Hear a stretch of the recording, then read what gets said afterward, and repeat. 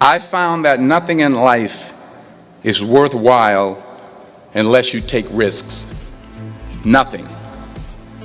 Nelson Mandela said, "There is no passion to be found playing small and settling for a life that's less than the one you're capable of living." Now, I'm sure in your experiences in school and applying to college and picking your major and deciding what you want to do with life, I'm sure people have told you to make sure you have something to fall back on. Make sure you got something to fall back on, honey. But I never understood that concept, having something to fall back on. If I'm going to fall, I don't want to fall back on anything except my faith. I want to fall forward. I figure at least this way I'll see what I'm going to hit. Fall forward. This is what I mean.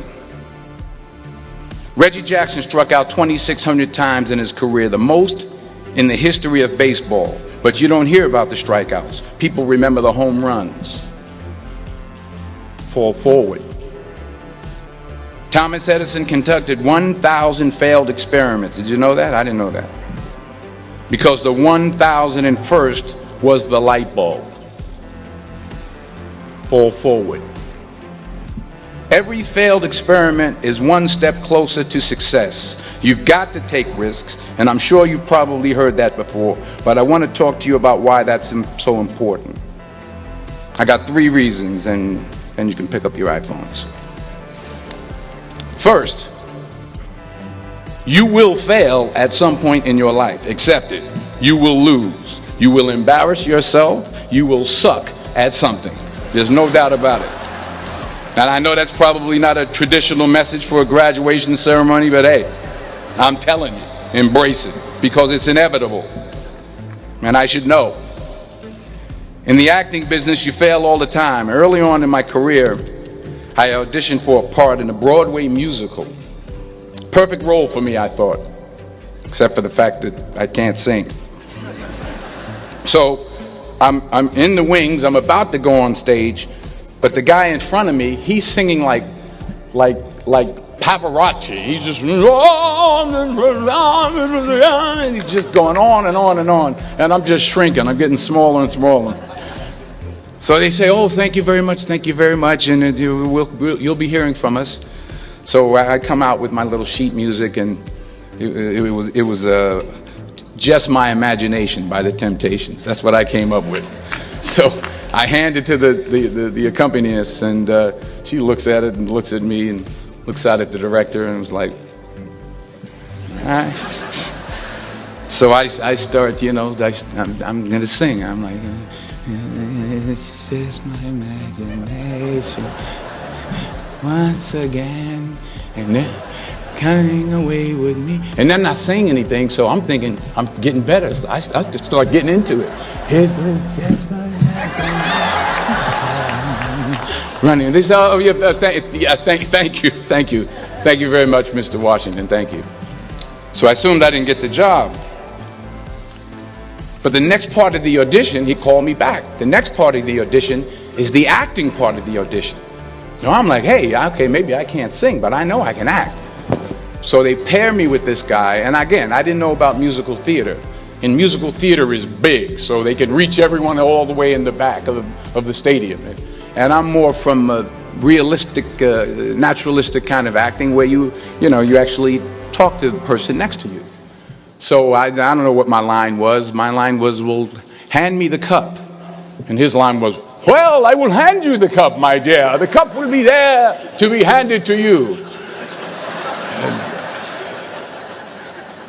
I said, "Oh, okay."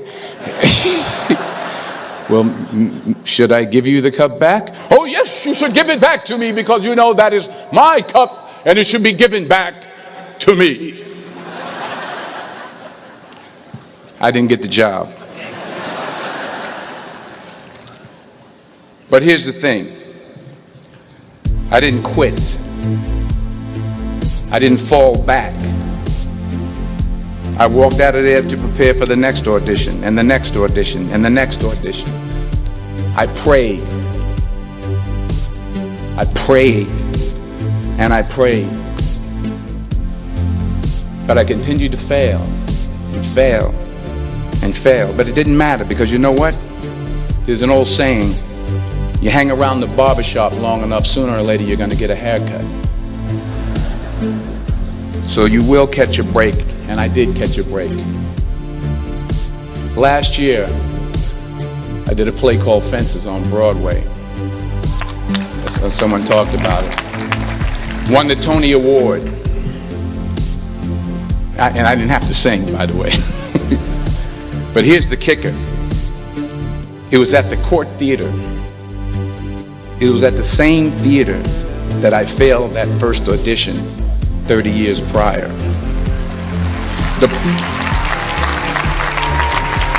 The point is, and I'll pick up the pace, the point is, every graduate here today has the training and the talent to succeed. But do you have the guts to fail? Here's my second point about failure. If you don't fail, you're not even trying. I'll say it again. If you don't fail, you're not even trying. My wife told me this great expression. To get something you never had, you have to do something you never did. Les Brown's a motivational speaker. He made an analogy about this. He says, imagine you're on your deathbed, and standing around your deathbed are the ghosts representing your unfulfilled potential. The ghost of the ideas you never acted on. The ghost of the talents you didn't use. And they're standing around your bed, angry, disappointed, and upset. They say, we came to you because you could have brought us to life, they say. And now we have to go to the grave together. So I ask you today, how many ghosts are going to be around your bed when your time comes? You've invested a lot in your education, and people have invested in you. And let me tell you, the world needs your talents, man, does it ever. I just got back from Africa like 2 days ago, so if I'm rambling on, it's because I'm jet lagged. I just got back from South Africa. It's a beautiful country, but there are places there with terrible poverty that need help. And Africa is just the tip of the iceberg. The Middle East needs your help. Japan needs your help. Alabama needs your help. Tennessee needs your help. Louisiana needs your help. Philadelphia needs your help.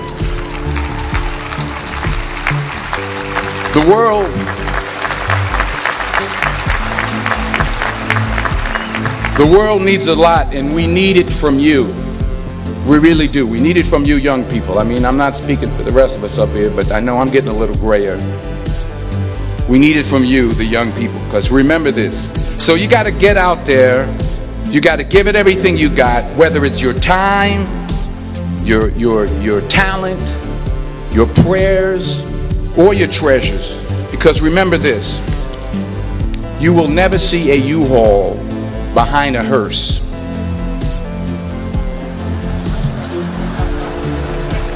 I'll say it again. You will never see a U-Haul behind a hearse. You can't take it with you. The Egyptians tried it, and all they got was robbed. So the question is, what are you going to do with what you have? I'm not talking about how much you have. Some of you are business majors. Some of you are theologians, nurses, sociologists. Some of you have money. Some of you have patience. Some of you have kindness. Some of you have love. Some of you have the gift of long suffering. Whatever it is, whatever your gift is, what are you going to do with what you have? All right, now here's my last point about failure. Sometimes it's the best way to figure out where you're going. Your life will never be a straight path. I began at Fordham University as a pre-med student. I took a course called cardiac morphogenesis. I still can't say it. Cardiac morphogenesis. I couldn't read it. I couldn't say it. I sure couldn't pass it. So then I decided to go into pre-law, then journalism. And with no academic focus, my grades took off in their own direction. Yeah, down. I was a 1.8 GPA one semester, and the university very politely suggested that it might be better to take some time off. I was 20 years old. I was at my lowest point. And then one day, and I remember the exact day, March 27th, 1975, I was helping my mother in her beauty shop. My mother owned a beauty shop up in Mount Vernon. And there was this older woman who was considered one of the elders in the town. And I didn't know her personally, but I was looking in the mirror, and every time I looked at the mirror, I could see her behind me, and she was staring at me. She just kept looking at me. Every time I looked at her, she kept giving me these strange looks. So she finally took the dryer off her head and she said something I'll never forget. First of all, she said, "Somebody give me a piece of paper. Give me a piece of paper." She said, "Young boy, I have a prophecy, a spiritual prophecy." She said, "You are going to travel the world and speak to millions of people." Now, mind you, I'm 20 years old. I'm flunked out of school. In fact, like a wise ass, I'm thinking to myself, maybe she's got something in that crystal ball about me getting back into school next fall. But maybe she was on to something, because later that summer, while working as a counselor at a YMCA camp in Connecticut, we put on a talent show for the campers. And after the show, another counselor came up to me and asked, "Have you ever thought about acting? You're good at that." So when I got back to Fordham that fall, I got in and I changed my major once again for the last time. And in the years that followed, just as that woman prophesied, I have traveled the world and I have spoken to millions of people through my movies. Millions who up till this day couldn't see me, who up till this day I couldn't see while I was talking to them, and they couldn't see me. They could only see the movie. One more page, and I'll shut up. Let me conclude with this one final point, and actually the president kind of brought it up. It has to do with the movie Philadelphia. She stole my material. Many years ago, I did this movie called Philadelphia. We filmed some of the scenes right here on campus. Philadelphia came out in 1993. Most of you were probably still in diapers. Some of the professors, too. But that cracked me up. But it was a good movie. Rent it on, Netflix. It's a good movie. Rent it. I get 23 cents every time you rent it. Please, rent it. True. Parents up there, rent it. Netflix, please. Tell your friends, too. It's about a man played by Tom Hanks who's fired from his law firm because he has AIDS. He wants to sue the firm, but no one's willing to represent him until a homophobic ambulance chaser lawyer, played by yours truly, takes on the case. In a way, if you watch the movie, you'll see everything I'm talking about today. You'll see what I mean about taking risk or being willing to fail. Because taking risk is not just about going for a job. It's also about knowing what you know and what you don't know. It's about being open to people and to ideas. In the course of the film, the character I play begins to take small steps, small risks. He very, very, very slowly begins to overcome his fears. And I feel ultimately his heart becomes flooded with love.